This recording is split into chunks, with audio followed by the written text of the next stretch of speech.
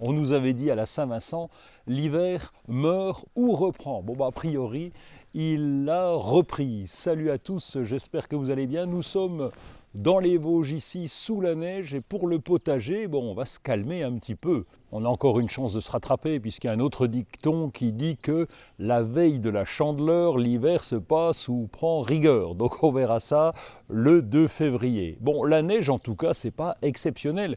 Janvier-février, c'est les 2 mois les plus forts de l'hiver, et c'est plutôt rassurant qu'on ait des coups de froid. Néanmoins, la neige, il n'y en a pas partout en France, et donc il y a quand même une activité au potager. Pour ceux qui ont de la neige dans les régions où il y a de la neige, on va éviter de piétiner le sol, parce qu'il y a évidemment la pelouse. La pelouse est composée de graminées, ça vous le savez, ce sont des toutes petites tiges très fines et très légères.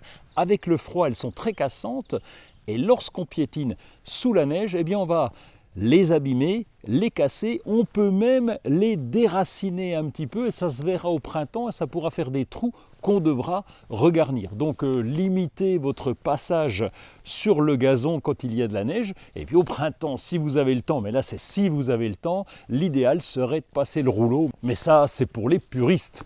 Un autre inconvénient pour la neige, c'est qu'elle est capable d'être lourde, évidemment, plus elle est humide et plus elle est lourde. Et là, on va secouer les branches des arbustes et des arbres les plus fragiles lorsque c'est à notre niveau, de façon à éviter à ce que les branches puissent casser sous le poids de la neige.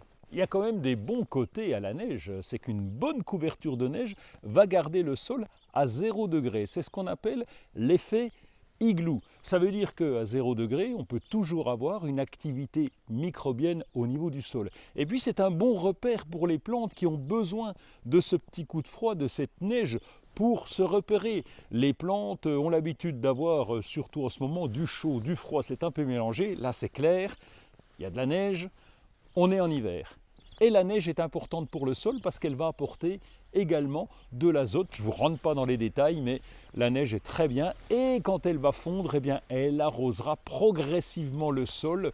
Donc c'est très bon pour les nappes phréatiques. Pour ceux qui ont une serre, évidemment, il n'y a pas de neige dans la serre, enfin j'espère, c'est qu'elle est fermée. On va ameublir le sol, on va commencer à se préparer pour le printemps.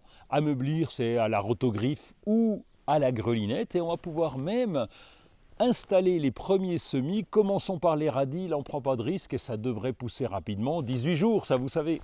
Nous sommes au plein cœur de l'hiver, mais le printemps est quand même en route. Il suffit d'aller dans les magasins pour voir que les pommes de terre, l'ail, l'oignon, les échalotes sont déjà en rayon. Alors les pommes de terre, ça dépend des régions, mais on ne les plante pas aussitôt que ça, puisqu'on attend normalement que le lilas soit en fleurs, mais au moins en ce moment on a encore le choix et on va pouvoir aller fouiner en rayon pour trouver la variété dont on a besoin et celle qu'on préfère. Autre arrivage dans les jardineries, chez les producteurs, ce sont les petits fruits. Il y a tout un tas de godets, de boutures de petits fruits. Là aussi, on a du choix parce que tout le monde n'est pas encore allé se servir. Donc, on va pouvoir choisir entre les variétés de groseilliers, de framboisiers, de cassissiers. Jetez un coup d'œil au moins. Les stocks ont été refaits dans les jardineries chez les producteurs aussi pour le rayon graines. Et là, le choix est vaste, il y a de la quantité. Comme pour le rayon carré potager, où là, vous allez choisir